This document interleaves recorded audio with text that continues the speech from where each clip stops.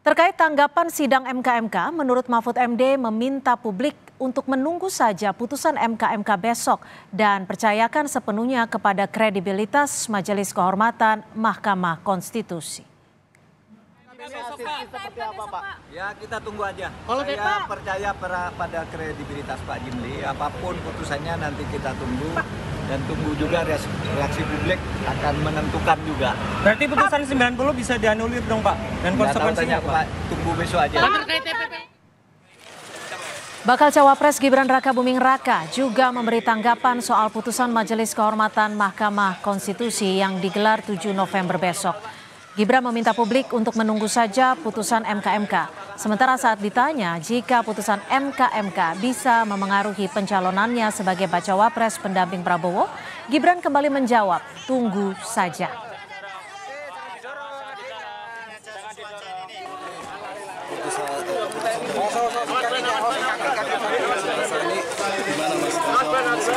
Ya ditunggu aja, oke? Makasih.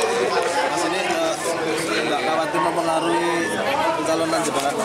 Ya ditunggu aja keputusannya, oke? Makasih. Majelis Kehormatan MK akan memutus dugaan pelanggaran etik Hakim MK pada Selasa besok. Lalu kemana arah putusan MK-MK nanti bergulir dan bagaimana dampaknya pada proses Pilpres 2024? Untuk membahasnya sudah hadir di studio Julius Ibrani, Ketua PBHI yang juga pelapor. Selamat sore. Sementara melalui sambungan virtual sudah ada Prof. Susi Dwi Haryanti, pakar hukum tata negara Universitas Padjadjaran Bandung. Selamat sore Prof. Susi, terima kasih sudah bergabung bersama kami di Kompas Petang.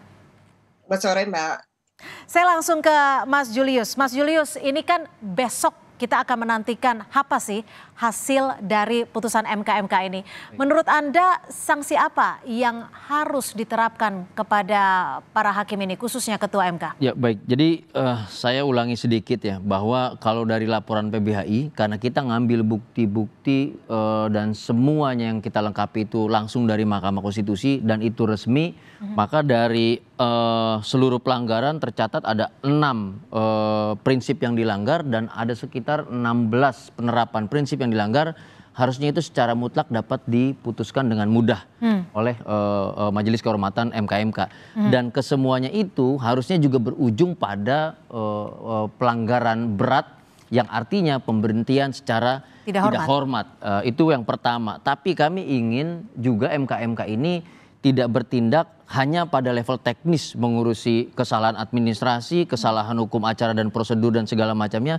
Tapi bagaimana MK-MK bisa menemukan titik relasi antara pelanggaran etik dan perilaku hakim, pelanggaran prosedur administrasi dan juga hukum acara dengan yang namanya legal error. Sehingga menghasilkan satu klausa, yaitu klausa sedang, yang tidak pernah diajukan permohon, tidak dibahas juga di dalam ruang sidang, dan bahkan tidak juga dibahas dalam rapat permusyawaratan hakim. Tahu-tahu muncul. Dan inilah titik masalah dari seluruh isi putusan itu. Nah, kami pengen ada clearance soal itu dari MK-MK agar duduk perkara ini jelas, utamanya untuk menjawab persoalan betulkah ini didasari relasi keluarga antara Presiden Joko Widodo, lalu adik iparnya Anwar Usman selaku Ketua MK, dan Gibran selaku penerima manfaat dari putusan itu yang adalah anak Presiden Joko Widodo dan ponakan dari Ketua MK. Baik. Itu masalahnya. Saya akan bergeser ke Bu Susi.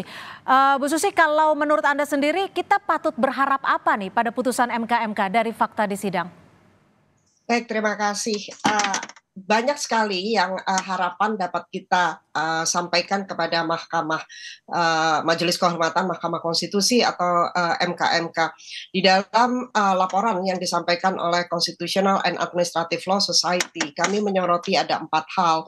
Yang pertama yaitu mengenai konflik kepentingan, kemudian juga mengeluarkan komentar terkait perkara-perkara yang belum diputus, kemudian tidak juga menjalankan fungsi kepemimpinan dengan optimal dan tidak menegakkan hukum acara. Kemudian kemudian juga tidak merespon kejanggalan-kejanggalan pada upaya penarikan kembali. Nah, jadi dari semua itu, seperti yang tadi dikatakan oleh Mas Julius, kami memberikan perhatian penuh pelanggaran etik yang berkaitan dengan juga pelanggaran hukum acara, karena pelanggaran hukum acara ini adalah pelanggaran yang tidak main-main. Kemudian juga ketika kami menyampaikan laporan kepada MK-MK, kami menginginkan supaya dugaan pelanggaran etik itu dapat dibuktikan. Dan dalam kaitan ini, sebagaimana diatur di dalam kode etik atau Sabta Karsa Utama, kami menyoroti ada 3 prinsip atau pelanggaran, dugaan pelanggaran. Yang pertama adalah pelanggaran terhadap independensi, kemudian pelanggaran terhadap ketak berpihakan, dan juga pelanggaran terhadap integritas. Dan bagi kami, pelanggaran terhadap ketiga ini adalah pelanggaran yang sangat serius. Oleh karena itu, jika terbukti, maka kami menyampaikan juga satu petitum bahwa itu dapat dinyatakan sebagai pelanggaran yang sifat berat dan diberhentikan dengan pidana. Oke, jadi secara tata hukum negara idealnya ketika memang terbukti adalah sanksi diberhentikan dengan tidak hormat, seperti itu ya, Bu Susi ya? Betul. Oke, Mas Julius, kalau dilihat ini Anda melihatnya akan seoptimis apa untuk besok? Karena kita tahu saat putusan MK beberapa waktu lalu seperti diberikan angin segar. Apakah ini nantinya akan ada angin segar seperti Prof. Jimli kan juga sempat menyebutkan beberapa fakta.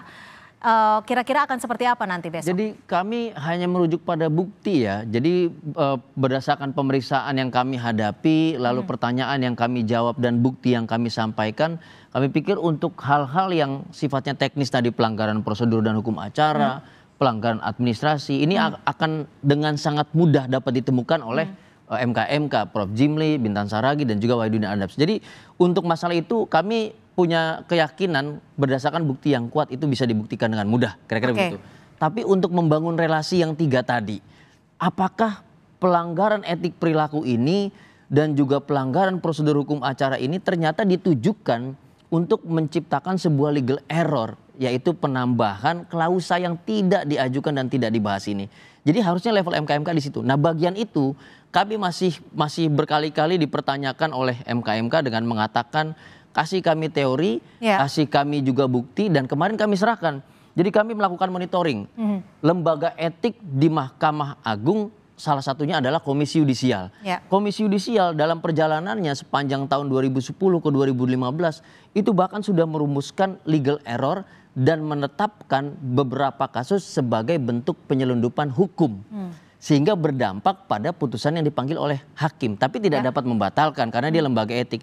Bahkan yang menetapkan bahwa terjadi penyelundupan hukum sehingga mengubah atau mempengaruhi isi amar putusan ini bisa dijadikan materi untuk pemeriksaan ulang lewat permohonan yang baru. Nah, ini yang kami harapkan. Jadi menurut kami kalau Mahkamah Konstitusi utamanya Prof. Jimli mengatakan lebih tinggi daripada Mahkamah Agung sehingga tidak bisa diperiksa oleh Komisi Yudisial, harusnya Prof. Jimli dan Bintan Saragih juga Wahidudin Adams selaku MK-MK dia konsisten menetapkan standar tertinggi dalam pemeriksaan etik di MK-MK yang dapat menyentuh proses legal error tadi. Gitu. Baik, saya ke Prof. Susi. Prof. Susi, ini kan ada dugaan kebohongan dari Hakim Ketua Anwar Usman dan juga pembiaran dari 8 hakim lainnya. Dan kita tahu bahwa ada 3 opsi sanksi, diantaranya teguran, peringatan, pemberhentian hormat ataupun pemberhentian tidak hormat. Lalu bagaimana nanti atau apa ya yang bisa terjadi ketika nanti sanksinya tidak sampai pemberhentian? Namun bagaimana nanti ketika kita menghadapi adanya masalah-masalah saat pemilu nanti akan disidangkan lagi oleh hakim yang sama? Baik, terima kasih.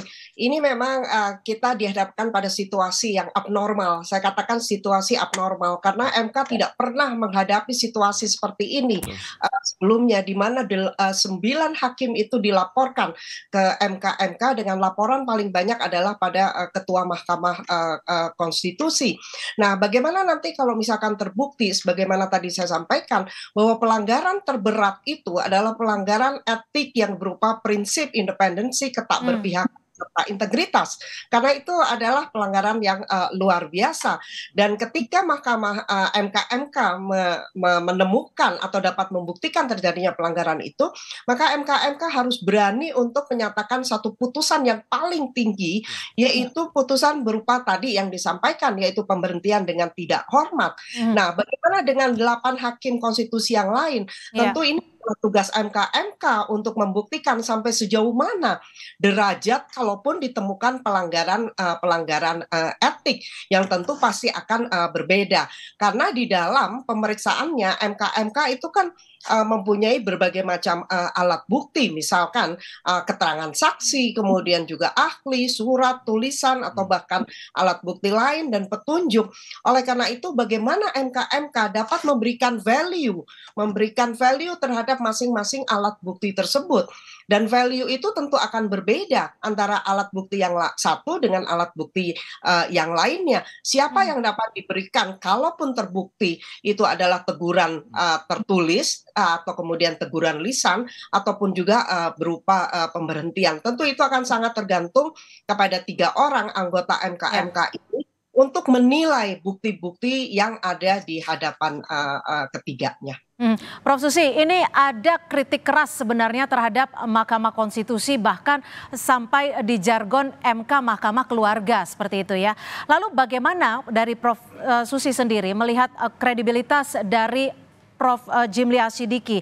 Apakah dijamin independensinya, apakah dijamin integritasnya ketika kita tahu bahwa Prof. Jimli Asyidiki juga sempat mengutarakan dukungannya kepada Prabowo. Di sisi lain, anak dari Prof. Jimli juga sempat atau sedang maju caleg untuk Partai Gerindra. Ya. Memang ada perdebatan soal itu, namun saya tidak ingin masuk pada itu karena sekarang yang dihadapkan pada situasi itu adalah situasi abnormal, dan MK itu haruslah dapat menjalankan fungsinya dengan baik dan membuktikan apa yang telah disampaikan oleh Prof. Jimli kepada masyarakat selama pemeriksaan itu. Oleh karena itu, apa dapat kita katakan dengan Prof. Jimli menyampaikan seperti itu, kemudian juga anggota yang lain, maka itu sudah menimbulkan apa yang disebut sebagai legitimate expectation, yaitu sebagai satu pengharapan yang sah dari masyarakat Indonesia bahwa MK itu akan dapat melaksanakan fungsinya dengan baik, melaksanakan tugasnya dengan baik. Dan oleh karena itu saya katakan di dalam laporan pendahuluan pada waktu itu bahwa MK itu memenuhi panggilan sejarah. Jadi ini adalah waktu untuk membuktikan bagi MK bahwa MK itu adalah sebuah lembaga yang independen, yang tidak dapat dipengaruhi oleh berbagai kepentingan. Oke. Terakhir, Mas Julius, Prof. Susi menyebutkan ini adalah situasi yang abnormal. Bukannya kita berandai-andai tanpa mendahului keputusan yang akan kita saksikan besok, tapi bagaimana jika nanti keputusannya tidak sesuai dengan harapan Anda? Apa yang akan dilakukan oleh pihak pelapor dan juga PBHI? Ya, yang pasti ini bukan soal PBHI, bukan soal personal Anwar Usman. Kami katakan bangsa ini telah melalui 2 kali pemilu yang penuh kekisruhan ditambah Pilkada DKI Jakarta. Artinya kepercayaan masyarakat terhadap proses demokrasi sedang runtuh-runtuhnya. Kalau ini tidak dapat dibenahi oleh Prof. Jimli, Bintan Saragi, dan Wahidudin Adams yang punya double burden. Dia pendiri MK, sekarang dia dipertanyakan karena tadi ada konflik kepentingan dalam dirinya sendiri termasuk anaknya. Dan sekarang dia memeriksa konflik kepentingan itu. Artinya pilihannya mengembalikan kepercayaan masyarakat pada titik nol dengan hasil yang maksimal, atau justru membuat bola salju kemarahan masyarakat, menambah ketidakpercayaan masyarakat, dan hasil apapun nanti dari pemilu kita, sengketa terhadap pemilu, hasil putusan pemilu di hadapan MK lagi, itu akan menimbulkan yang namanya civil disobedience yang berujung pada konflik atau kerusuhan horizontal. Kami menghadapi dan mendampingi ratusan masyarakat yang kena kriminalisasi dan segala macam karena bertindak rusuh, vandalisme dan segala macam akibat marah terhadap proses. Ini yang kami sampaikan berkali-kali kepada MK. Kalau mau demokrasi kita tenang, pemilu kita damai, bereskan kebrutalan yang terjadi di MK. Oke, gitu. Agar jangan sampai demokrasi kembali ke titik nol seperti itu ya. Sekali. Prof. Susi, terakhir, apakah nantinya keputusan MK ini bisa mempengaruhi terkait dengan syarat capres-cawapresnya? Ya, Putusan MK tentu karena dia sebagai lembaga yang melaksanakan etik, maka dia tidak akan sampai pada materi dari sebuah putusan. Tetapi tadi seperti yang dikatakan oleh Bang Julius, di pundak MK sekarang dipertaruhkan sampai sejauh mana nanti pemilihan umum kita akan menghasilkan pemilihan umum yang berkualitas. Selain itu juga putusan MK ini akan menjadi pertaruhan sampai sejauh mana MK itu membiarkan dirinya masuk di dalam pusaran politik dan menjadikan dirinya sebagai objek dari politisasi pada sebuah badan pengadilan. Tentunya ini tidak akan kita biarkan, masyarakat tidak akan membiarkan hal ini terjadi. Oleh karena itu kita tunggu putusan MK tadi gitu ya, dan kita sangat berharap supaya MK dapat menyelamatkan Mahkamah Konstitusi, dan itu artinya akan menyelamatkan Indonesia secara keseluruhan. Baik, kita akan nantikan bersama esok pagi keputusan dari MK. Terima kasih Mas Julius Ibrani, Ketua PBHI dan juga dari pihak pelapor, dan juga Prof. Susi Dwi Haryanti, pakar hukum tata negara Universitas Padjadjaran Bandung, sudah bergabung bersama kami di Kompas Petang.